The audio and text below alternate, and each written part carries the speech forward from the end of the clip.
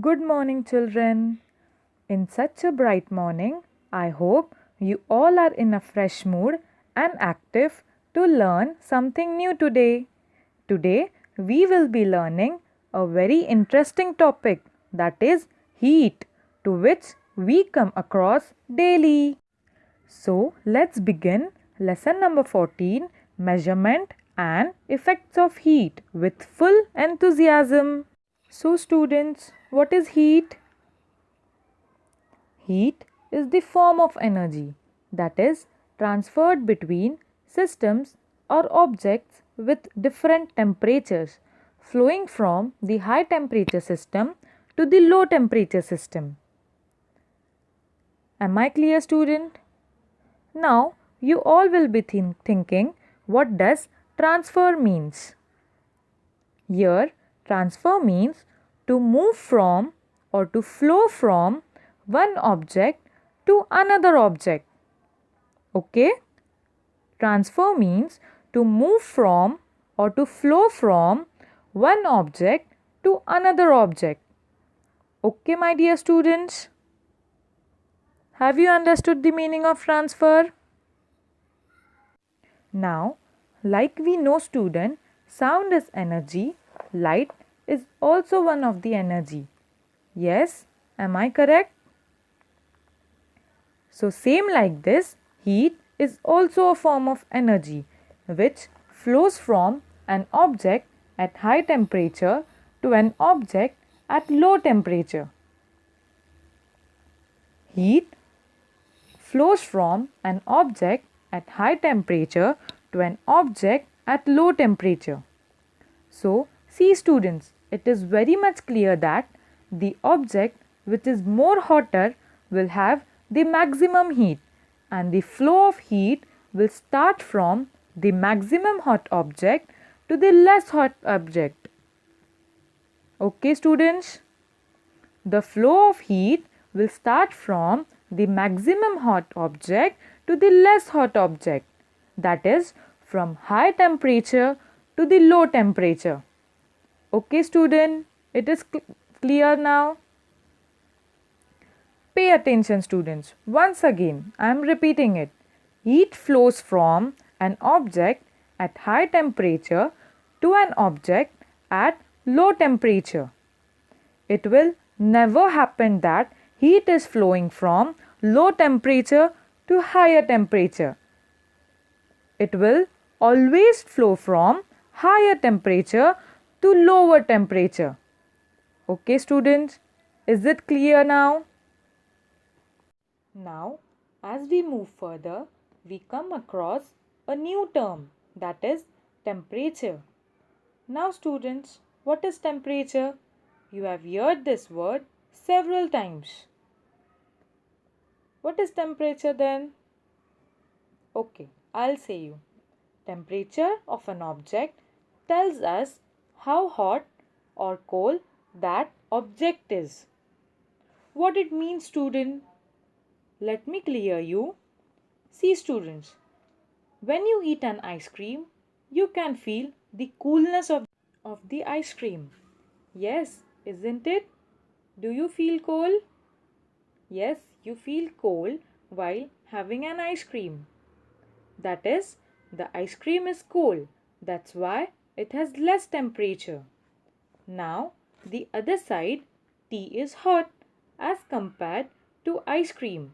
So, tea is hot, that's why it has higher temperature. Okay, students, is it clear now? Temperature of cold object is lower than the temperature of hot object. Now, moving to the next concept, we have also seen when we give heat to an object, it expands. What it means? What it means, heat expands. Here you can see, students, in the figure 1. You can see a balloon. Yes? In the balloon, air was present. When we gave heat to it, what happened? The air inside the balloon got expanded and the balloon started going upside. So, how the balloon started moving up? Due to the effect of heat. Okay? Now, it is also written as heat contracts on cooling. You can see in figure 2 an ice started melting. So, whenever you take the temperature down of water, it starts contracting. All the particles come closer to each other. Whenever particles come closer to each other, then we say that the object is contracting. So, is it clear, dear students? What is the meaning of contracting and why is it written as heat also contracts on cooling? Okay? Now, dear students, keep in mind the state of matter changes due to heat. The state of matter changes due to heat. So, students, only heat is the reason because of which the state changes. You can see here an ice, a solid object, is changing its state to water which is in liquid form. Solid is converting into liquid form. Now you can also see figure 3. The water which is in liquid state after boiling starts converting its state into gaseous form which is in the form of water vapor. So students, let's recall. So what we studied due to heat. First, state can also be changed, which we saw in figure 2. The solid ice was changing its state into liquid form. Okay. The second one we studied is object can be expanded due to heat, and we came to know this from figure 1. Third one is object can also get contracted due to heat. Now students, we will see how heat is measured. How is heat measured? So students, heat is measured in 2 units. First one is joule and second one is calorie. So student, in SI system, the unit of heat is joule, and in CGS system, the unit of heat is calorie. Now students, you all will be thinking, what is SI system and CGS system? So, see students, pay attention over here. When SI system comes, here we have to convert all the things in meter, kilogram and second. Okay, when SI system comes, here we have to convert all the things in meter, kilogram and second. And in CGS system, we have to convert all the things in centimeter, gram and second. Okay students? So, whenever you measure heat in SI system, unit will be in joule, and when you measure heat in CGS system, unit will be in calorie. Is this clear, my dear students? When you measure heat in SI system, unit will be in joule, and when you measure heat in CGS system, unit will be in calories. Okay, now we came to know heat has 2 units, one joule and calorie. Now we will see the relation between joule and calorie. Okay? Pay attention here. 1 calorie is equivalent to 4.18 joule. 1 calorie is equivalent to 4.18 joule. Now students, you will be thinking, what is calorie then? 1 calorie of heat is the heat required to increase the temperature of 1 gram of water through 1 degree Celsius. 1 calorie heat is the heat required to increase the temperature of 1 gram of water through 1 degree Celsius. Let me clear this, students. Students, assume that you have only 1 gram of water and it has any temperature. Whatever temperature it is, if we want to increase the temperature with 1 degree Celsius, so whatever heat is required to increase the temperature, because when we will heat it, then only the temperature will increase. So how much heat is required to increase the temperature? That much heat is said as 1 calorie.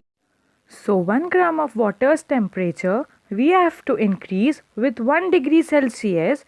So for increasing the temperature, how much the heat will be needed?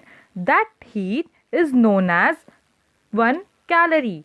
Okay, students, I am repeating it. 1 gram of water's temperature if we have to increase with 1 degree Celsius. So for increasing the temperature, how much the heat will be needed? That heat is known as 1 calorie. Okay? Is it clear now? Okay, students. So in 1 gram of water, to increase 1 degree Celsius temperature, whatever heat is required is always 4.18 joules, and we know now 1 calorie is equals to 4.18 joules. Okay? So students, now pay full attention. Once again, we will repeat it in detail. 1 calorie heat is the heat required to increase the temperature of 1 gram of water. How much water should be there? 1 gram of water through 1 degree Celsius. Through 1 degree Celsius, how much temperature should be there? So now, students, let's study in detail to get it more clear. Now students, pay full attention on table. See first one, we have taken 1 gram water. 1 gram of water's temperature we are increasing by 1 degree Celsius in the next column. So, for 1 degree Celsius heat will be required as 1 calorie, and 1 calorie is converted into joule. We get 4.18 joule. Okay, is the temperature of 1 gram water we are increasing by 1 degree Celsius, and for 1 degree Celsius heat will be required as 1 calorie.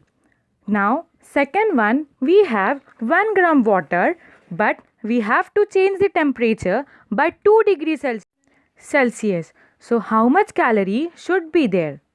Guess the answer, student, in your mind. Have you guessed it? So now I am giving you the answer. Check it. Have you guessed it correctly? See students, when 1 gram water's temperature was changed by 1 degree Celsius, we took 1 calorie.